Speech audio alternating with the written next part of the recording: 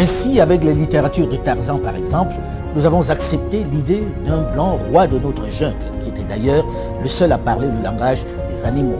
Avec les prêtres et autres religieux, nous avons intégré que le diable est noir, que Dieu est blanc, le teint clair est meilleur, que nos religions étaient profanes et la manifestation du diable et qu'il fallait s'en éloigner.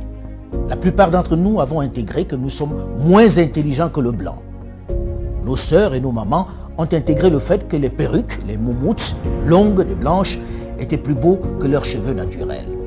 Il est venu le moment de sortir de cet obscurantisme. Il est venu le moment pour une jeunesse désormais bien formée et ouverte sur le monde, d'élaborer le narratif des Africains, de raconter notre histoire, de magnifier nos valeurs, de vulgariser notre savoir, notre conception de la vie. Bref, de récupérer la parole qui nous a été arrachée et de parler de nous, sans complexe, avec fierté.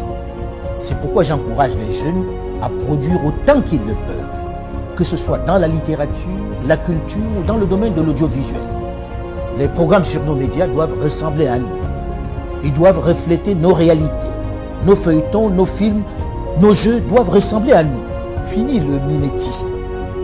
Dans le même temps, mon travail à l'international m'a permis au fil de toutes ces années de me rendre à l'évidence à quel point notre continent, pourtant si riche en ressources humaines et minières, souffre d'un mal chronique, l'absence de leadership de qualité qui puisse impulser le développement. Pendant longtemps, les diplômés, les cadres se sont trop contentés de gagner leur vie dans de grosses structures, abandonnant trop souvent à des aventuriers, des voyous de tout poil la gestion de notre bien commun. Des politiques sans vergogne qui se sont enrichis, plongeant nos pays dans l'abîme et le chaos. Il devient urgent pour cette jeunesse bien formée, avec de vrais rêves et de réels potentiels, de s'engager en politique pour donner un cap à nos territoires. C'est eux qui doivent mettre un terme à cette pandémie qui fait plus de victimes que le paludisme, Ebola et le Covid-19. Il faut s'engager en masse en politique et travailler à changer les paradigmes. Il faut arrêter de laisser cette activité à des vieux essentiellement mus par la volonté de se maintenir aux affaires alors qu'ils n'ont aucun projet pour leur pays, alors que leur avenir est derrière eux.